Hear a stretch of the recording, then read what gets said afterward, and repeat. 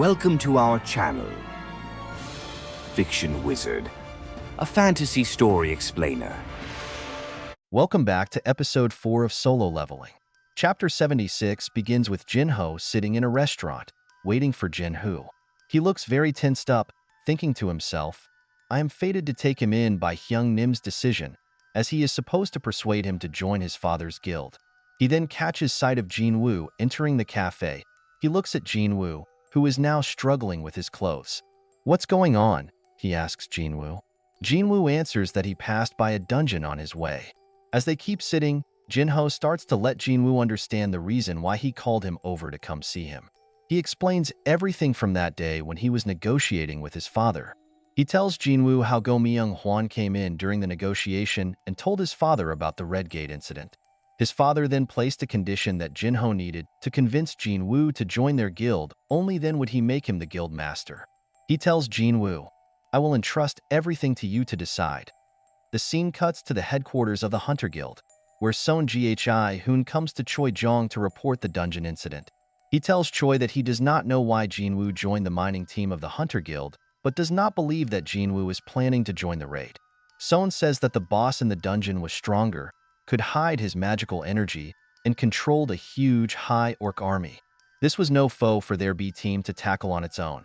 Jinwoo had planned to merely observe as a porter, but had no option but to act. Worried, Choi thought of a hunter that could calm many creatures in the battle, with speed similar to an assassin-type monster, and his ability to add the defeated enemies to his forces.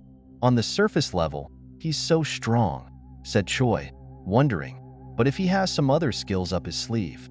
He turns to Son. If that man is as strong as you say, how is he compared to me? Son asked, in a raid, responsibility is divided to make up for each position's weaknesses, attack, defense, and support. For everything you lack, another member fills the gap. It's a theory that makes sense, but he was beyond sense. Son turned to Choi. Could you clear a dungeon that would be considered difficult even within a tier all by yourself? Choi thinks that no matter how strong you are, if monsters charge as a mob, defense becomes difficult and tells Son, it's impossible to do that. Choi says my role as the ultimate soldier seems laughable now. Son then tells him, I'm in no position to have a say in the operations of the guild, but please bring Sung Jinwoo over to the Hunters Guild. The story fast forwards to a scene where news reporters are gathered outside the Hunter Association. A man sits in his car watching them. It is Lee Min-sung, who called for a press conference on rank evaluation day. A man sitting next to him hands him the headline of tomorrow after they reveal his rank to the world. Outside, 2 cars pull over. It was Beck of the White Tiger Guild and Choi from the Hunters Guild. The reporters start snapping pictures and ask if they were there to convince Lee Min-sung to join their guild, but both men tell the press they were there about other business. Beck says to Choi that he heard the news about yesterday's incident and how his hunters nearly got into big trouble. As they are speaking, they can hear someone calling out their names from afar. He was Lim Tae-gyu, the guild master of the Reaper Guild. He asked if they were fighting over Min-sung. Both shouted back at him as if telling him they did not care for Lim Min-sung, when in fact, Lim thought they fought for him as he viewed their fight from afar. As he stepped out of the car, the press awaited him. He wonders, what is this with all these people? Jinwoo thinks the reporters must have gotten a sniff of it, but he can't seem to determine why they do not recognize him. Jinwoo thinks of how to pass through the crowd to the association's building. He begins walking, but is shortly restrained by Lim's bodyguard, who lets out a loud shout at him. Don't you see all the reporters here? How can you pass through them? Jinwoo says, explaining that he has business with the association. Lim, who is observing this scene, wonders if he shouldn't quickly remove a man like Jinwoo rather than waste his precious time on him. This time, while they are debating, he hears a voice behind him stating, on whose authority are you trying to send him away? That was Chairman Go Gun-hee. He instructed them that Jinwoo was their guest and reminded Lim, who let him hold the press conference there. So when they walked back inside, the press kept on speculating who that man was as the chairman personally ushered him inside. Lim is furious. How can he ruin my first debut? He orders his bodyguard to figure out who this big shot is. The man, watching Jinwoo leave, is confused and asks himself how he is going to fix things. He thinks it's better to stick by the plan and start the review. Smiling from ear to ear, He instructs the pressman to hold on for a minute as he walks inside the building to talk to the association about the day's schedule. As he tries to step inside the building, Woo and his friends block him. Lim then asks why they will not open the door, to which Woo replies, "Another is to be assessed. Until done at 11, no one else can enter." Lim checks his phone and says, "I have my rank evaluation appointment at 11 and the reporters are already here. Let me through." He tells Woo that the chairman has allowed him to hold a press conference. Woo chuckles, saying coolly, "If your appointment is at 11, you can come in then." Lim tries to intimidate him. "I'm Lee Min-sung. My father is Eugene Architecture's Vice President Lee Won-kyu, one of the association's biggest donors. Isn't he the one you should please, with all the money he's donating here?" Woo, at once without hesitation, tells him, "Yes, I can." Shocked Lim, while asking rather curtly, "Who do you think you are? Are you saying that Hunter is that good?" Woo wiped his glasses off and said frustratedly, "If I were to tell you, would Mr. Lee Min-sung be able to handle the consequences?" Meanwhile, inside the building, Jinwoo walks with the chairman. He sees the two guild masters waiting to meet him. The chairman explained that they had been there for 1 hour and were waiting for Jinwoo since he agreed with the terms. He then told Jinwoo, "You are the first S-rank hunter in 2 years. And since Choi witnessed your power himself, he must feel anxious." They went to the evaluation room, and another man welcomed Jinwoo. He said they had to class him and requested to see Jinwoo's abilities. Jinwoo summoned a shadow soldier. Shocked, the chairman spoke up, "Is that the full capacity of Jinwoo's ability?" Jinwoo felt there were tons of witnesses there and started summoning more shadow soldiers. The hunters in that room watched gaping as Jinwoo was summoning soldiers over soldiers, to which Jinwoo tells them he can summon about 100 more. Beck, who witnesses the scene, says that he cannot compare him to when they first met before. He is now overwhelming. As Jinwoo gets out of the room with his S-rank license, he gets caught by Chow and Beck, who asks him if he can spare some time. But Jinwoo told them, "I still have something left to do." As he tries to move away from them, they tell him, "I wouldn't leave through there if I were you." Jinwoo thought, "Is he saying that he prepared a huge contract that I would regret if I were just to leave?" As he stepped out, all the reporters presented themselves in front of him and stunned him while trying to take photos and ask questions. The scene then cuts to Jina's school. A girl is seen saying to her, "The news is saying that a brother of yours is seen on the news." She responds by saying, "What kind of rubbish is that? Why would my brother be on the news?" For the rest of the program, we have a completely different story filmed 10 minutes before Lee speaks in front of reporters, declaring that he is going to quit acting to become an actual hunter. But no matter how low a rank he gets, he will not change his plan because he wants to return the kindness they have shown everyone so far. But Lee thinks that everything is just a lie, as he was a rank 2 years ago, and he will get an astronomical sum of money for 2 years as a hunter, working under the Reaper Guild's PR team. As he enjoys all the attention, suddenly all the reporters start receiving calls about Korea's 10th S-rank hunter, ruining his big moment. They all run toward the association building, saying the evaluation room was off-limits not for Lee Min-sung, but for the new S-rank hunter. They surround the building as Woo and other association members stop them from entering. Lee looks at all this and falls to the floor, saying, "There's a new S-rank hunter today, of all days?" He looks at reporter Lim, who is sitting with him in the car. Lim says, "I'm going to contact you later," and then walks away.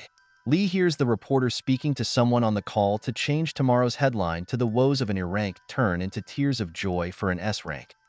The story fast forwards to the present, where everyone is viewing the news of Jinwoo becoming an S-rank hunter, as well as all his friends and family members. The news reaches Jinho's father, who asks him if he was able to convince Jinwoo to join their guild. But to his disappointment, Jinho tells him he wasn't able to win him over because Jinwoo wants to create his guild and offers Jinho the vice master position. Shocking his father, he asked Jinho if he knew why he created the Eugene Guild. Jinho asks, "Is it for the money?"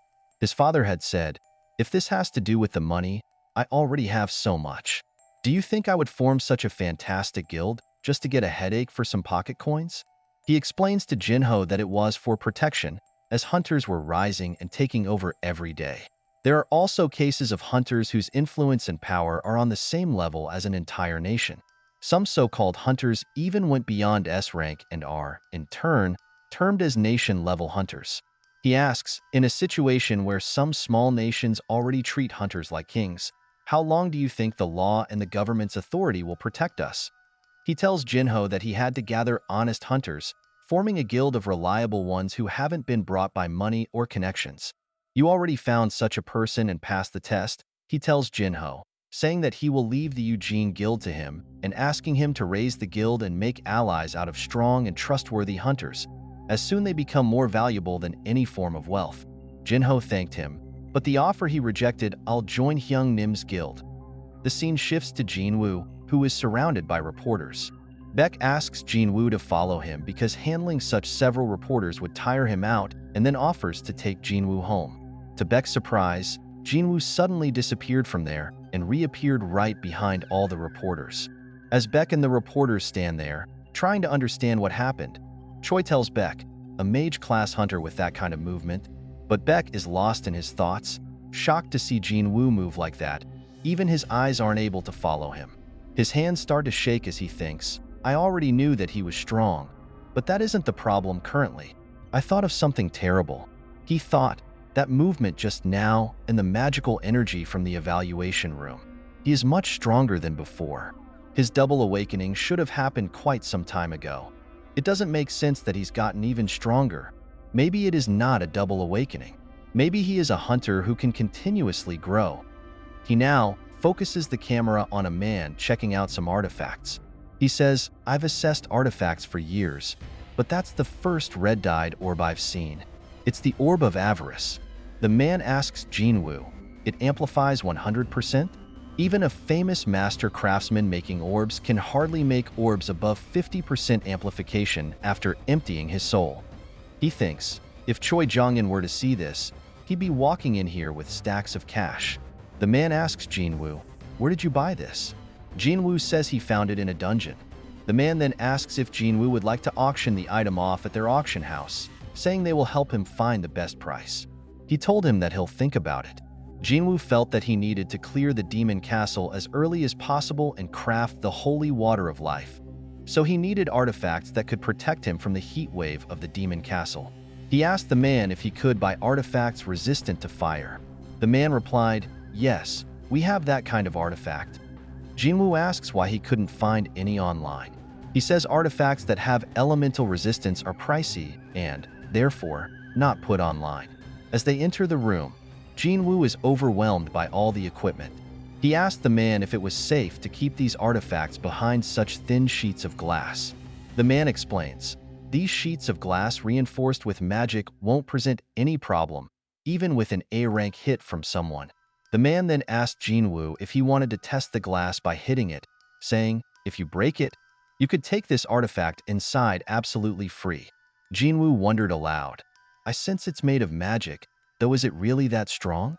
As he raises his punch to strike the glass, he feels that the man perceives his power and holds him back, saying he was just kidding.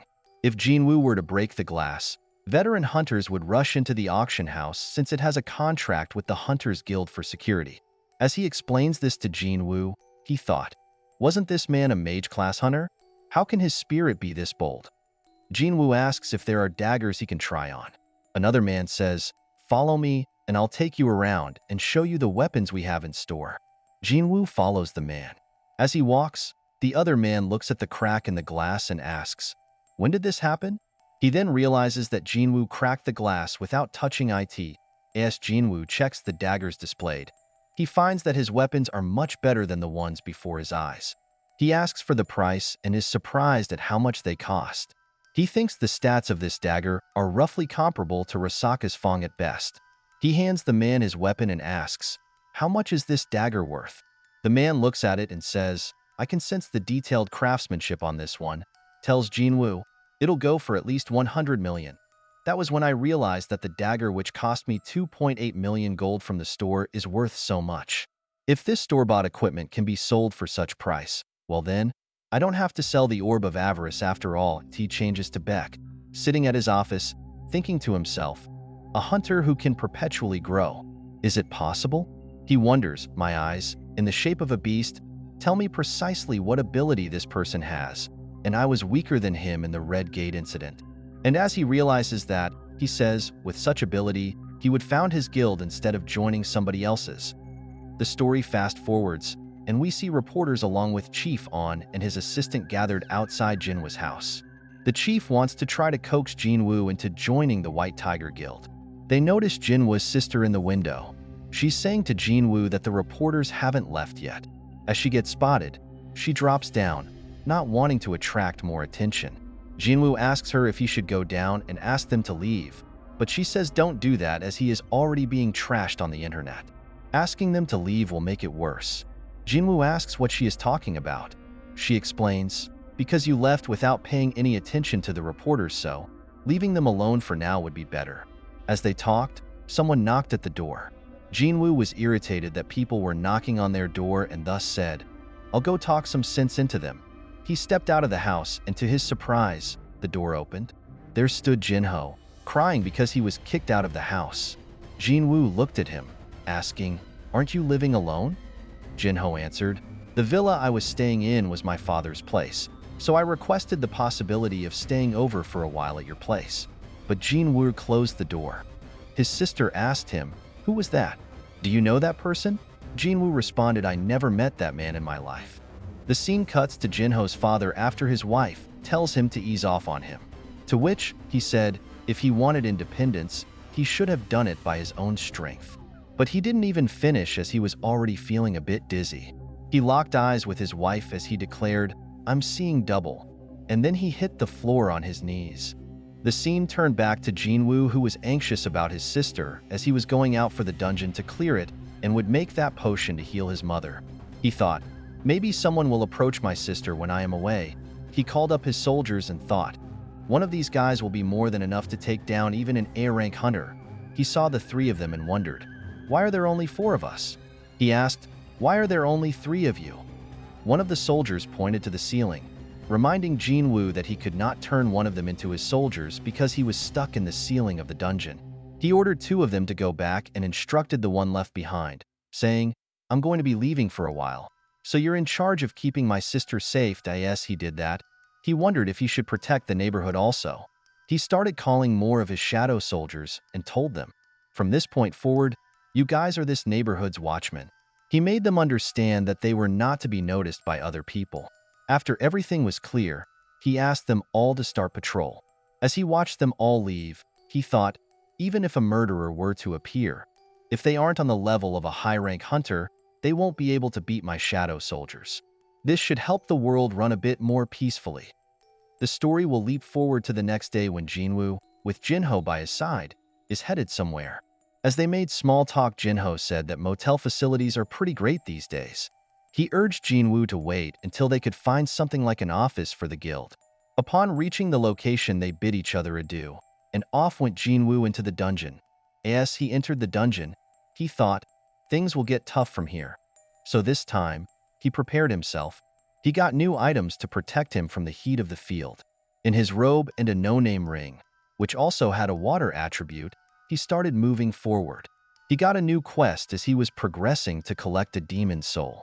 He was to take the boss dwelling on the top floor and collect its soul. He glanced at the rewards, thinking, these are better than last time.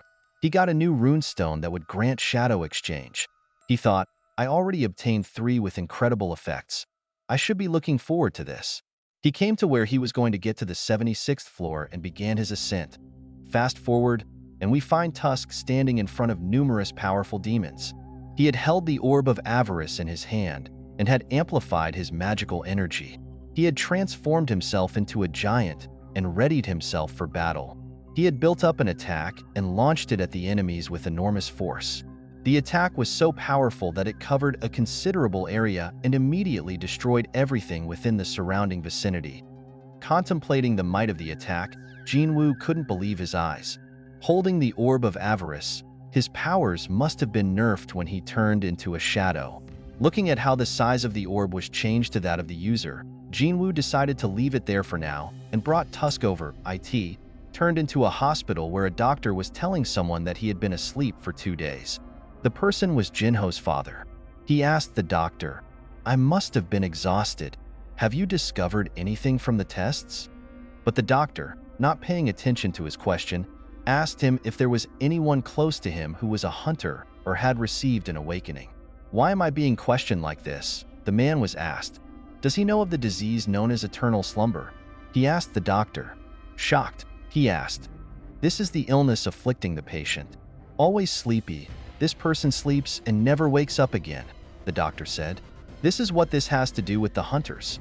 He explained to him that eternal slumber was deeply ingrained with magical energy because some people were not naturally equipped to withstand the magical energy. It was simply one of the diseases that can grow due to high exposure to magical energy. The doctor asked him to keep away from monsters, mana crystals, and people with magical energy. The doctor asked if he had any relatives who were hunters. The man remembered Jinwoo, the hunter, and how those who gave out magical energy kept growing more and more. He was aghast at not being able to handle the magical energy with the world in such a state of being. He said, "I am already falling behind, but thought I wouldn't lose since I had not lost yet." Meanwhile, on the shore, an ant monster made it on shore alive. Two low-ranked hunters on patrol of a village look at an elder greeting them and asking if that's the new guy with him. As they are walking, one of the hunters points to the new man, stating they are the only two hunters on this remote island, and they are low rank. Now, if a gate should come to this island, then we would be in big trouble. Outside help will take 3 days to arrive.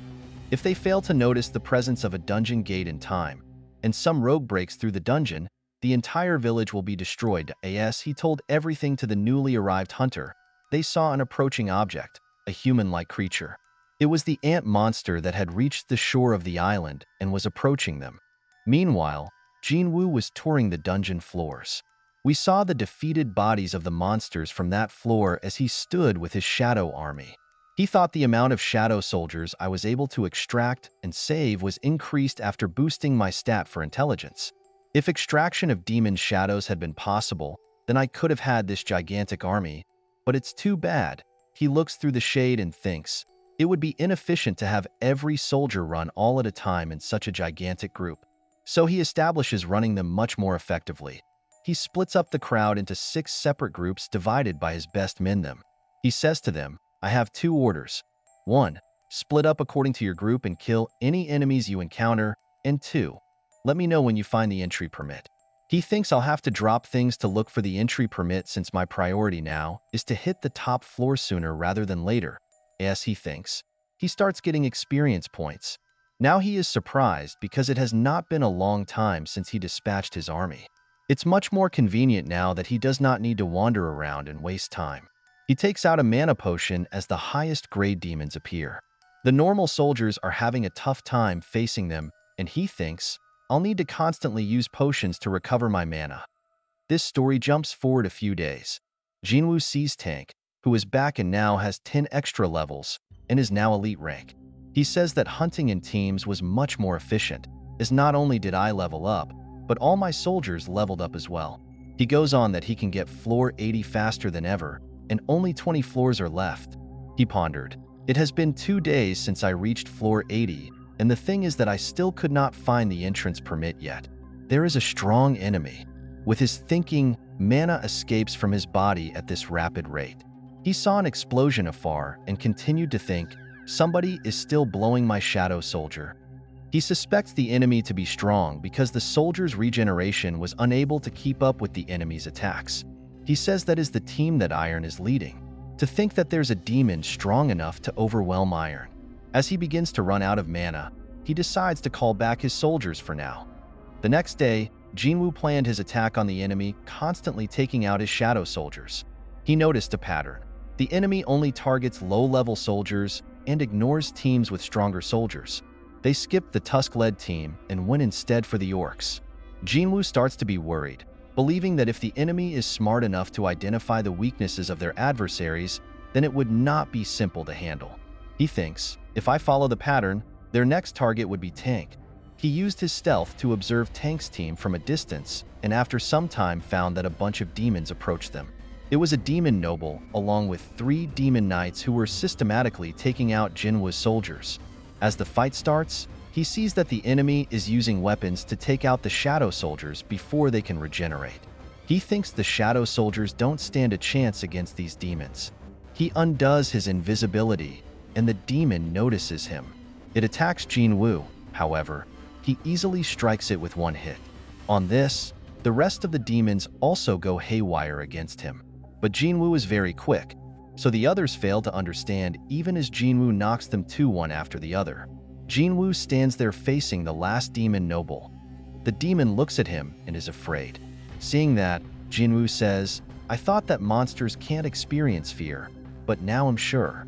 The demon started attacking with his spear. Jinwoo was too quick for him, dodging the attacks. Using the dagger, he broke his sword without even breaking a sweat. He grabbed the demon's face and picked him up.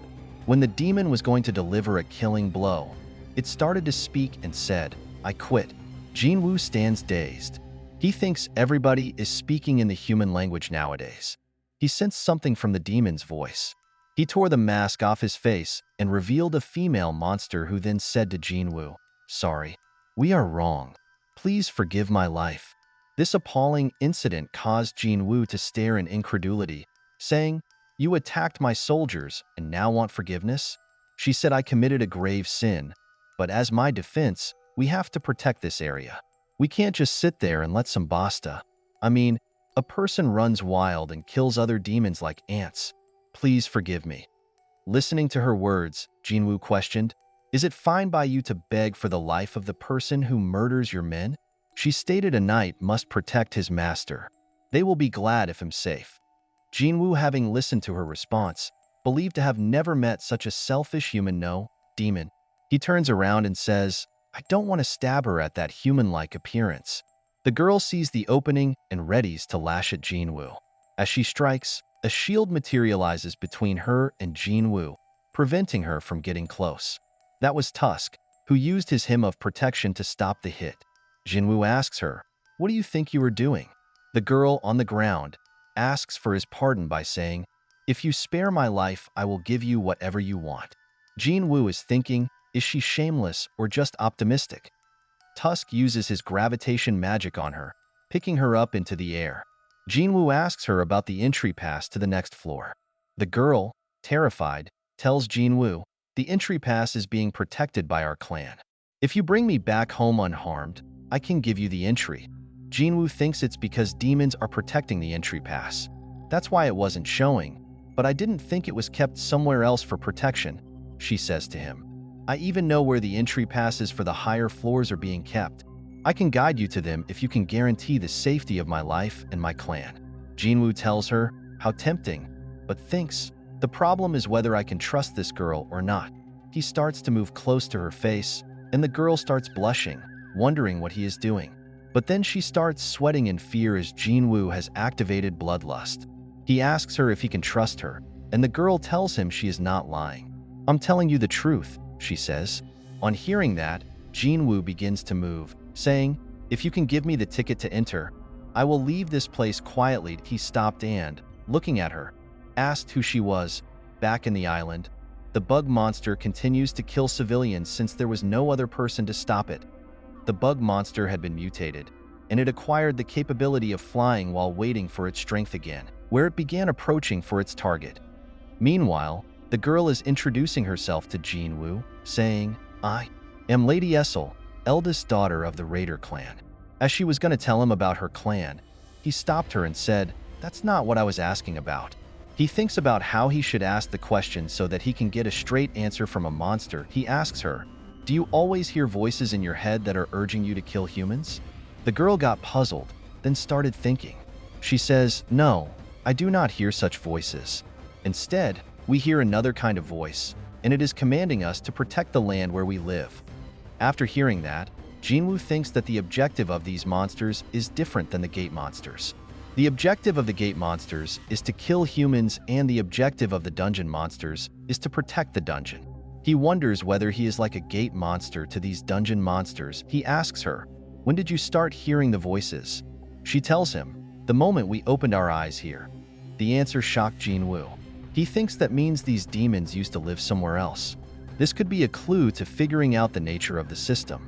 He asks her, "Where were you before opening your eyes here?" She tells him, "We used to live in the demon world." He asked, "What were you doing in the demon world?" She was about to utter the word war, but suddenly, she began to glitch just like the monsters before. While in her glitching state, she says to him, "We were preparing for war." After she settled down, Jinwoo asked her to whom they were preparing for the war. She replied that it was a war for an enemy so powerful that all of the demons would have to gather together as one to fight. Before she even finished, though, she glitched, and various texts began populating her space, displaying, "You have exceeded your limit for information. Conversation will terminate." Jinwoo wonders if it's the same thing that happened to Baruka. The system is blockage of the conversation forced upon, which means talking with her can somehow give some clue. He thinks of system as it has to level up, dungeon quests, rewards, and penalties. Everything's been like a video game. Not so strange if the monsters have a video game-like backstory. He asks her, "Who is the powerful enemy you mentioned?" As she tries to respond, she glitches and feels dizzy as the system cannot allow her to give information that is unnecessary. Falling, Jinwoo catches her. He gazes at her, thinking, the system has reacted very strongly in hiding the enemy's identity. If that enemy has a transcendental power and is trying to influence me or the Earth for some reason, maybe they're the key. The action goes back to the bug monster as some hunters try to bring its rampage under control. It is seen that this is no ordinary monster. It targets healers, which means it is slightly intelligent. One of the hunters thought to himself, it attacked the E-rank hunters first. Having reduced their numbers, it killed their healers to weaken them even more. At this stage, the monster realizes they will lose if the fight continues for too long. The story changes to a view of the screen where Wu, with some other association members, is viewing the insect monster. Wu addresses them saying, "This is the only footage of the ant caught by the black box. The mutant ant that had invaded the island was killed in a day." He tells them that another mutant ant was also found on a small island near where it was killed. It must have migrated after completing the hunt there.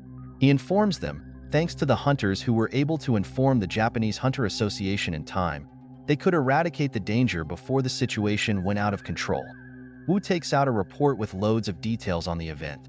He shares with members that casualties amongst the hunters included 4 E-rank hunters, 1 D-rank healer, and 1 C-rank leader. That's all because an A-rank hunter had joined their battle.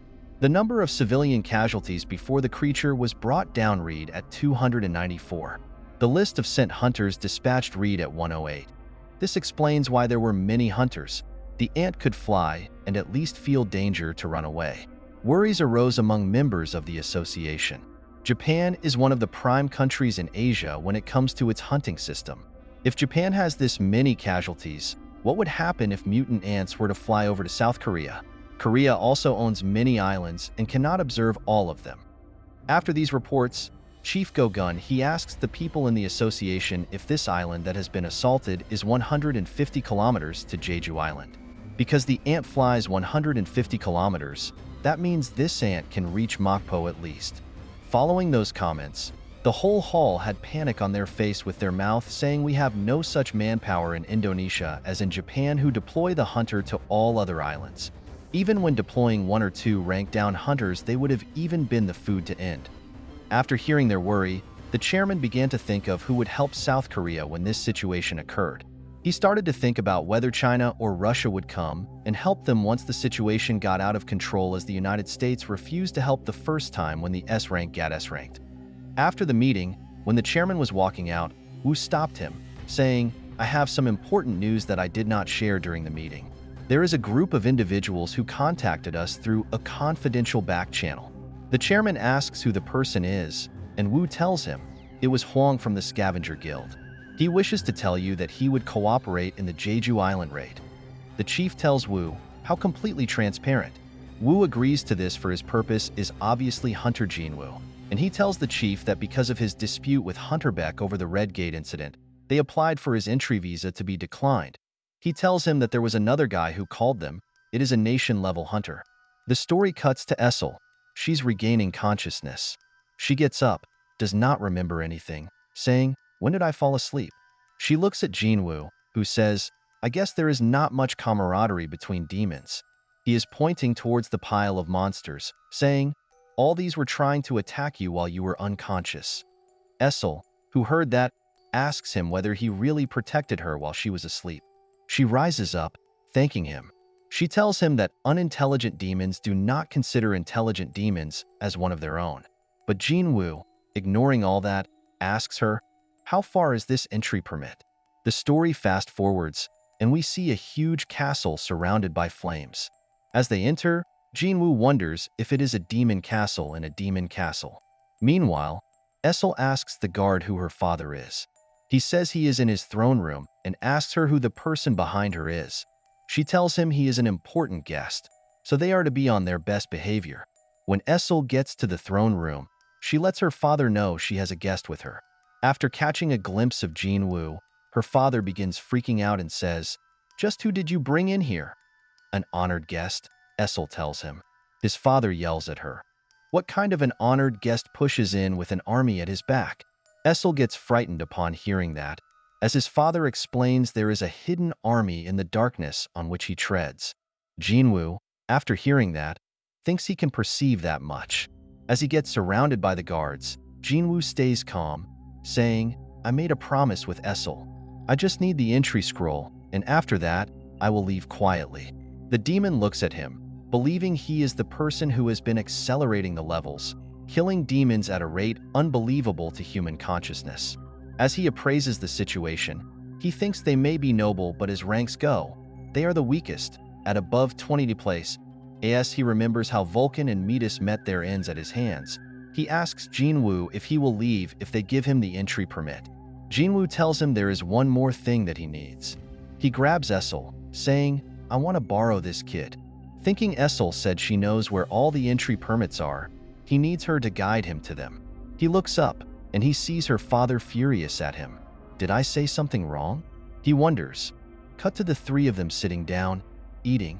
The demon asks him, "You okay with just the entry pass and a guide?" Jinwoo thinks he must have misunderstood when he said he wanted to borrow Essel. He agrees to his terms, asking, "You won't put my daughter in danger, correct?" Jinwoo thinks a monster that worries for his daughter. He tells him, "I will keep my promise." He signals to his servant to bring the scroll to Jinwoo. He looks at it, thinking it is the entry pass.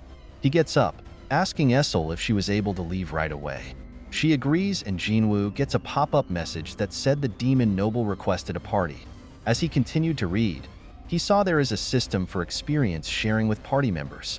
He tells Essel not to intervene in a battle as he would handle it himself. When they reach the next level, Jinwoo asks Essel if it's okay if she doesn't bring her horse. She says only the party members could access the movement magic circle so that she couldn't bear horse inside. She pulls out a bottle of wine, saying, "This is the booze the head of the Garshur clan desires." She explained that her father prepared something that each of the clan heads would appreciate, but asked Jinwoo why. She explained that if they bring these along, negotiations will go along much more smoothly. Jinwoo cuts her off midway in a sentence, asking, "What negotiations? Are you guys on good terms with the Garshur clan by chance?" She says no. The clans have always fought over ranking back in the demon world, but are not someone we're hostile with. Jinwoo tells her in that case it is fine and asks her to wait here. It won't take long as he starts to make his way towards the castle. The scene changes to the Hunter Association building where the chairman is in the middle of a conversation with someone. It was the nation-level hunter who asked them where Jinwoo was. But this time, the chairman told him that his location is currently unknown as he is very elusive. Thus, his monitoring division is having a bit of a hard time locating him. He says to the chairman that he heard about the case with Hwang, how he came to South Korea and made some kind of uproar. But since he also possesses the dignity of an S-rank hunter, we cannot bully him. The chairman is impressed with his words by thinking that he is speaking as if Hunter Hwang has fallen into the hands of the United States now. He tells the chairman that the second reason he came here was because he wanted to request South Korea's Hunter Association to deny Hwang's entry into the country. But you seem to have already dealt with that problem. He gets up and starts to leave, saying, "This talk finished earlier than I anticipated." As he stretches his hands to shake the chairman's, he thinks, "I'm not a small-built man, but to him, I am like a little child." The chairman asks, "What did the hunter tell you?" He says the hunter says he heard South Korea is concerned over the Jeju Island affair. He begins his leave by saying, "I do want to help in the raid of Jeju Island, but I have got very busy, so it is too bad." Of course, It would have been a different ballgame if South Korea had the budget to pay for me. As he walks away, the chairman thinks to himself, this is the national level hunter. He turns to Woo and asks what he thought of what he said about the raid on Jeju Island.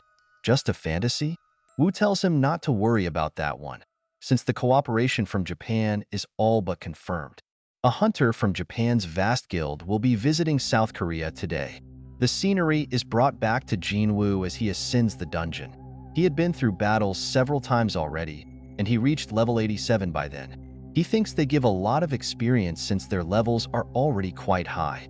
He sees Igris and Tank, who had hit max levels, as a notification tells Jinwoo he can promote both of them to the next level if the monarch's permission is given. After seeing that, he accepts and both of them start to change as a dark shadow covers them both. After the revolution is over, Jinwoo looks at them both and sees they both are emitting the aura of a different league. With it, Igris has gained S-rank strength, while Tank has acquired the strength of a high-end A rank. Jinwoo heard Essel crying and told her not to call him sir. She asks him if he knows how many clans he's destroyed so far. Jinwoo says, since this is the 89th floor, excluding your clan, shouldn't it be 9? She tells him that starting from the 90th floor, each one will be supervised by clans of highly ranked nobles, and all of them are in an altogether different league. So, if he convinces them, they might just give the entry passes to him like she did her clan. Just after that, Jinwoo asked her, if I was weaker than your clan, would you have negotiated with me? He says to her, that is how it is, and reminds her of what she said. There's always been fierce competition between demon clans due to ranks. It will make the Radis clan top, and Essel tells him her clan is called Raider.